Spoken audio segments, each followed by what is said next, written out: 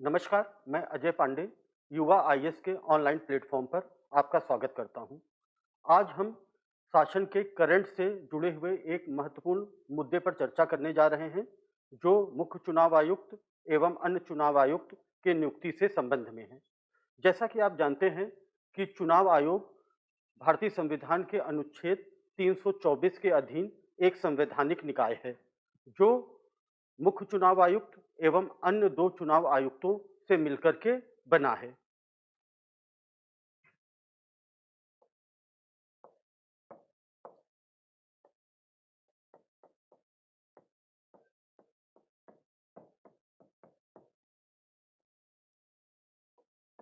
अनुच्छेद 324 से क्या है? ये एक संवैधानिक निकाय है।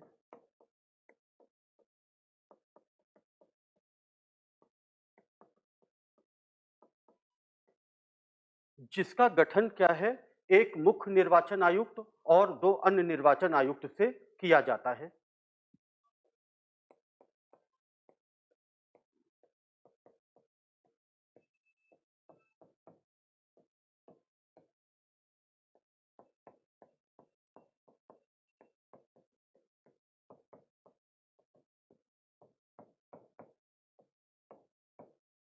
इन निर्वाचन आयुक्तों की नियुक्ति को लेकर हमेशा से ही एक विवाद का प्रश्न रहा है और सरकार पर सदैव ये आक्षेप लगते रहे हैं कि सरकार अपने पसंद के व्यक्ति की नियुक्ति इस पद पर करता है। सुप्रीम कोर्ट ने इस पर संज्ञान लिया और मार्च 2023 में जस्टिस के एम जोसेफ की अध्यक्षता की पीठ ने इनके निर्वाचन मंडल पर एक सर्वसम्मति से निर्णय दिया।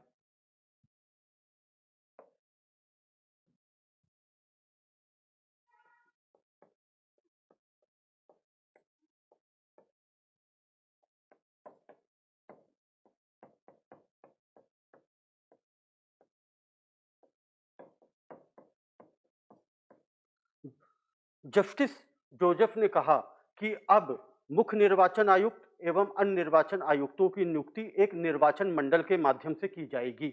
इस निर्वाचन मंडल में देश के प्रधानमंत्री, लोकसभा के नेता प्रतिपक्ष एवं भारत के मुख्य न्यायाधीश शामिल होंगे।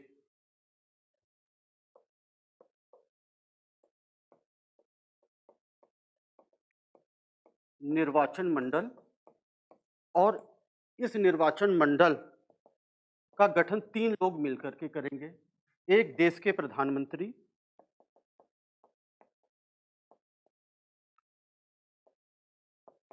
लोकसभा नेता प्रतिपक्ष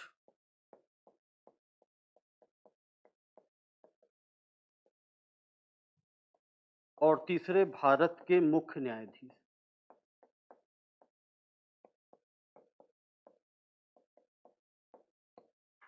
और साथ ही यह कहा कि ये व्यवस्था तब तक लागू रहेगी जब तक संसद इस पर कोई विधि का निर्माण न कर ले।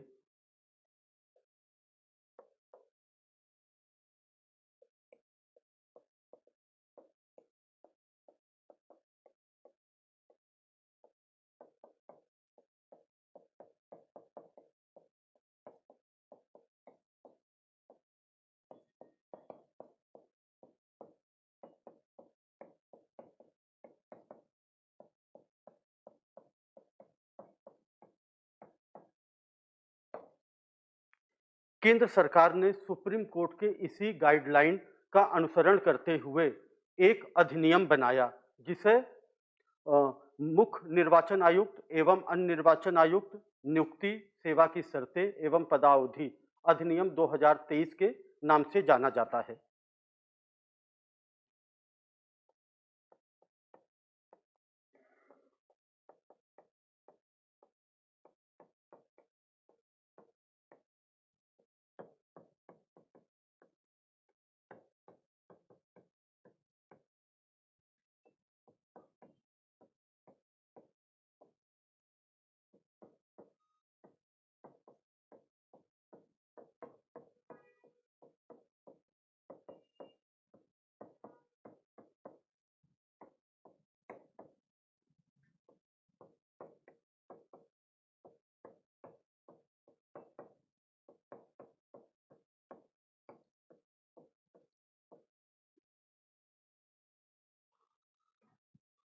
सरकार ने निर्वाचन मंडल की जो प्रक्रिया थी उसमें थोड़ा-सा परिवर्तन किया और जहां पर देश के मुख्य न्यायाधीश की बात कही गई थी, उसको रिमूव करके प्रधानमंत्री द्वारा नामित कैबिनेट मंत्री कर दिया।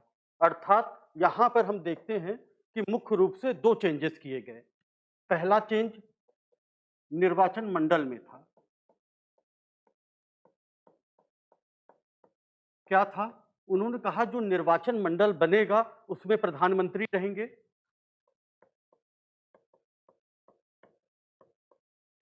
दूसरा, लोकसभा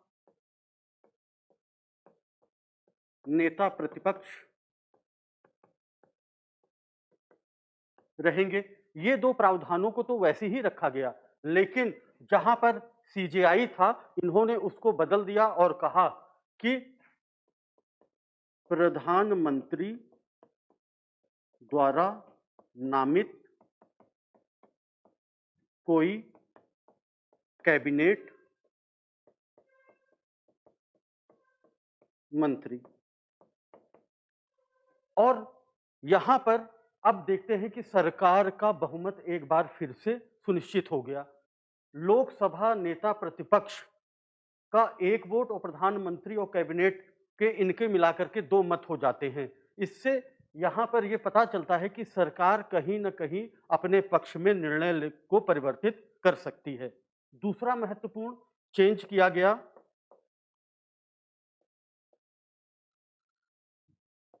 1991 के एक्ट में निर्वाचन आयुक्तों को सुप्रीम कोर्ट के न्यायाधीश की भांति वेतन व स्टेटस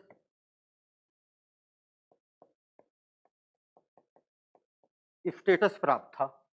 1991 में तत्कालीन मुख्य चुनाव आयुक्त टीएम शेषन के विशेष आग्रह पे तत्कालीन सरकार ने निर्वाचन आयुक्त, जिसमें मुख्य निर्वाचन आयुक्त सम्मिलित थे, को सुप्रीम कोर्ट के न्यायाधीश की भांति वेतन और स्टेटस दिया। इस एक्ट में सरकार ने इसे वापस लेते हुए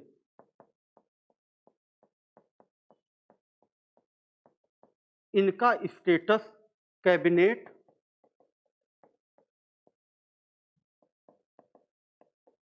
सचिव के स्तर का कर दिया। परंतु इस दूसरे पार्ट का बहुत जबरदस्त विरोध हुआ और विरोध होने के कारण सरकार ने अपने इस निर्णय को, इस दूसरे वाले पार्ट को वापस ले लिया।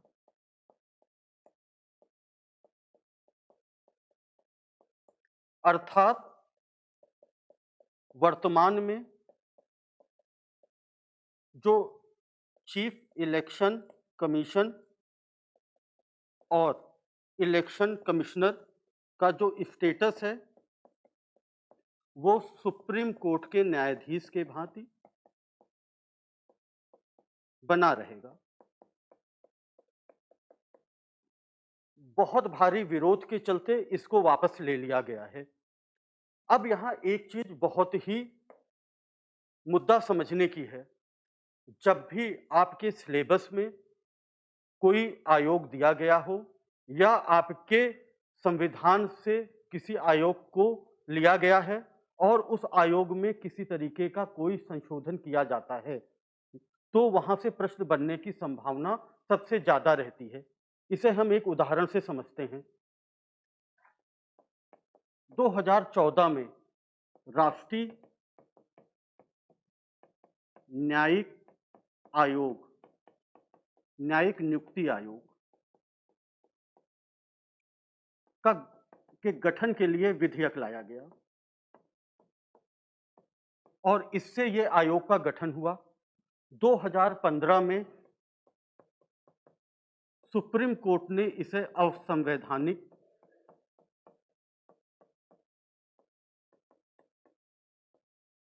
घोषित कर दिया।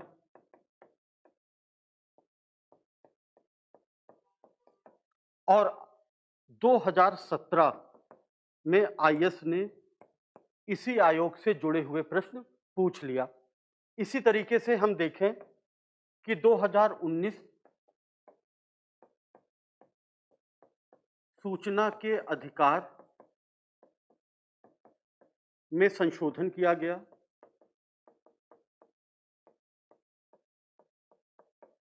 और 2020 आईएएस ने इस पर प्रश्न पूछा।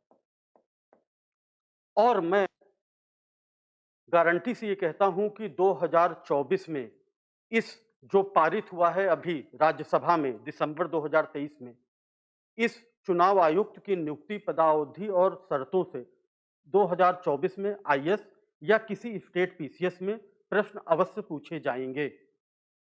तो आप इस टॉपिक को बहुत अच्छे से तैयार कर लीजिए, मुख्य परीक्षा के लिए ये अत्यंत आवश्यक है। धन्यवाद।